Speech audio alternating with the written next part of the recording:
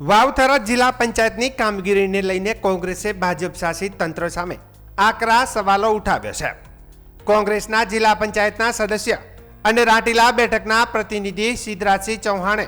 જિલ્લા પંચાયતમાં પસાર થઈ રહેલા ઉપકર સંબંધિત ઠરાવોને ખેડૂતો અને સામાન્ય જનતા વિરોધી ગણાવી તેનો ઉગ્ર વિરોધ નોંધાવ્યો છે।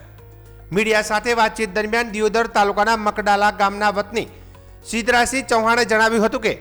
નવા રચાયેલા વાવથરા જિલ્લામાં વિકાસને વેગ આપવાના બદલે લોકો પર આર્થિક બોજ વધારવાના ઠરાવો પસાર થઈ રહ્યા છે। તેમણે આક્ષેપ કર્યો કે ઉપકરના નામે લેવામાં આવતા નિર્ણયોનો સીધો બોજ ખેડૂતો અને સામાન્ય નાગરિકો પર પડશે, જેને કોંગ્રેસ કોઈ પણ સંજોગોમાં સ્વીકારશે નહીં। કોંગ્રેસે રાજ્ય સરકાર સમક્ષ માંગ કરી છે કે નવા રચાયેલા વાવથરા જિલ્લા માટે વિશેષ આર્થિક પેકેજ જાહેર કરવામાં આવે, જેથી જિલ્લાના વિકાસ કાર્યોને પૂરતી ગતિ મળી શકે અને લોકોને મૂળભૂત સુવિધા ઉપલબ્ધ કરાવી શકાય। સાથે જ તેમણે રજૂઆત કરી હતી કે બનાસકાંઠા જિલ્લામાંથી વાવથરા જિલ્લો અલગ થયા બાદ સ્વભંડોળ, વિવિધ નિધિઓ અને સરકારી મિલકતોમાં મળવાપાત્ર હિસ્સો તાત્કાલિક નવા જિલ્લાને ફાળવવામાં આવે, જેથી વિકાસના કામો અટકી ન પડે। કોંગ્રેસે ચેતવણી આપી કે જો ખેડૂતો અને સામાન્ય જનતા પર વધારાનો આર્થિક બોજ લાદતા ઠરાવો પરત લેવામાં નહીં આવે તો નવા જિલ્લાને તેનો હક હિસ્સો નહીં આપવામાં આવે તો આગામી સમયમાં લોક આંદોલન સહિતના કાર્યક્રમો હાથ ધરવામાં આવશે। કોંગ્રેસના નિવેદન બાદ વાવથરા જિલ્લાના રાજકારણમાં ગરમાવો આવ્યો છે અને હવે જિલ્લા પંચાયત તેમજ ભાજપ તરફથી આ મુદ્દે શું પ્રતિક્રિયા આવે છે તેના પર સૌની નજર છે। વાવથરા જિલ્લા પંચાયતની સામાન્ય સભા 6 તારીખે મળી હતી। એ સભાની અંદર અલગ અલગ સમિતિઓની રચના કરવાની હતી અને ત્યારબાદ અમુક ઠરાવ એ જિલ્લા પંચાયત દ્વારા લાવવામાં આવ્યા હતા। એ ઠરાવમાં એક ઠરાવ એવો હતો કે જેની અંદર જે જગ્યાઓ ખેડૂતો દ્વારા એને કરવામાં આવે છે એના ઉપર જે 50 પૈસા કર લેવામાં આવે છે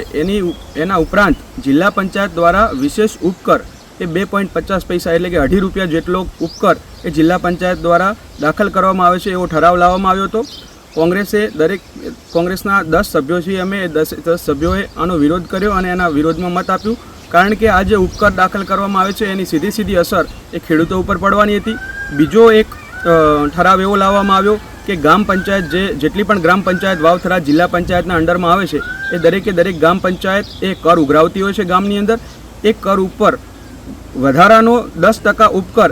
એ જિલ્લા પંચાયત ઉઘરાવવામાં આવશે। એટલે પાણી વેરો, ઘર વેરો, મિલકત વેરો, જે પણ વેરા જે ગ્રામ પંચાયત ઉઘરાવે છે એમાં 10% વધારાનો વેરો એ જિલ્લા પંચાયત ઉપકર તરીકે દાખલ કરવામાં આવશે, જેના કારણે સીધું ખેડૂતોને આનું નુકસાન થવાનું છે। ખેડૂતો આમ જનતાના પાસેથી જે પૈસા ઉઘરાઈ અને જિલ્લા પંચાયત ચલાવવા માટેની આ એક ઠરાવ હતો, જેનો પણ અમે વિરોધ કર્યો। 10 કોંગ્રેસના સભ્યોએ કીધું કે એમાં અમે સહમત નથી, કારણ કે જિલ્લા પંચાયતને ચલાવવા માટે કરીને તમે જો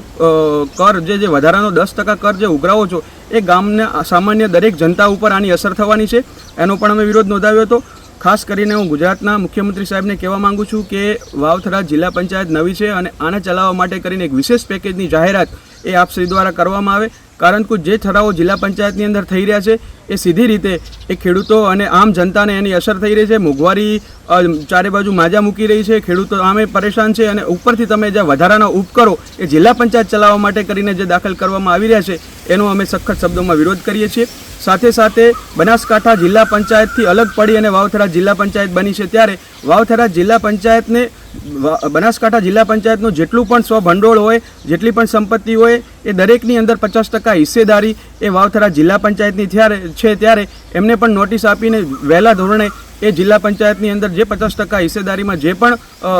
સંપત્તિ કે જે પણ આવતું હોય જે વાવથરા જિલ્લા પંચાયતના હકનું હોય તે તમામ એમને વાવથરા જિલ્લા પંચાયતને સુપ્રત કરવામાં આવે તેવી પણ અમે એ દિવસે વિનંતી કરી હતી। આ વિડીયોના માધ્યમથી હું કહેવા માગું છું કે કોંગ્રેસ જ્યારે પણ આ જિલ્લા પંચાયતની અંદર ખેડૂતોના હિતની વાત હતી ત્યારે અમે આમાં સ્પષ્ટ અમારો મત આપી અને અમે ખેડૂતોના હિતની અંદર અમારું મત આપ્યું છે। સ્વાભાવિક છે જિલ્લા પંચાયતની અંદર 20 સભ્યો એમના છે એટલે એમણે એ ઠરાવો બધા મંજૂર કરાવડાવી દીધા, પરંતુ કોંગ્રેસ એ ખેડૂતોની સાથે રહી અને 10 જે સભ્યો હતા એમણે આ બંને ઠરાવો જે પ્રજાના હિતમાં નહોતા એના વિરોધમાં અમે અમારો મત દર્શાવ્યો હતો।